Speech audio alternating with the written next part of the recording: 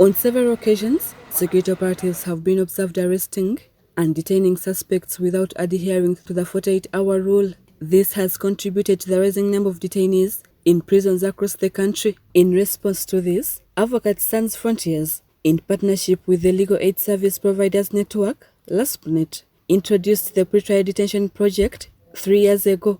The project is designed to ensure that the procedural and constitutional rights of detainees are protected and upheld. Detention before trial continues to be a challenge, hence presenting as a norm rather than an exception, which is clearly in breach of both national and international legal frameworks. So when you find that this person has delayed, then the first safeguard is to apply for bail. We would talk to the justice givers, the police, the prisons, the court, the advocates, the affected people. We would have what we call coordination forums. Stakeholders in the defense and promotion of human rights have convened in a national dialogue to ensure that legal and policy reforms related to the human rights of detainees are implemented. The dialogue was inaugurated by Deputy Solicitor General Pasibiri Nobohwa, representing the Minister for Justice Norbert Mao. Government is seized with this matter, and I'm sure we have all followed the ongoing debate on the issue that is before Parliament right now. The commitment of government is to ensure that legal aid is provided in a sustainable and transparent manner.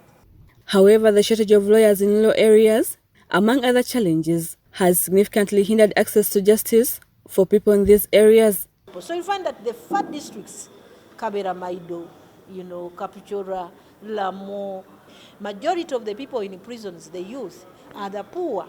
They cannot afford services of free, practicing advocates. Despite that, judiciary has tried to roll out by having more judges, more courts extended to the different areas, but there's still a challenge because the work methods have not changed.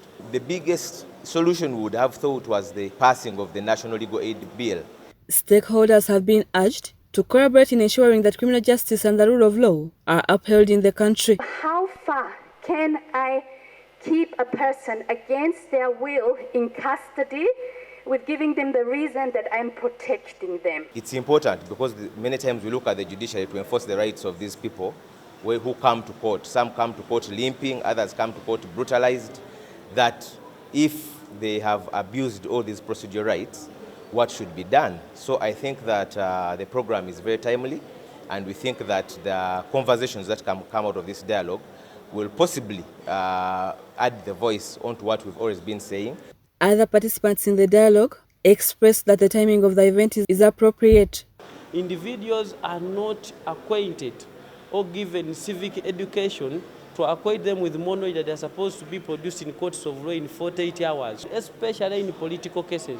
We even go to courts of law, but they still detain these individuals. We together have at this time a unique opportunity to identify and harness the opportunities before us. By working together, we can improve our justice system, enhancing the protection of pretrial detainees' rights. Rebecca Nantongo, Deborah Namamonde, UBC News.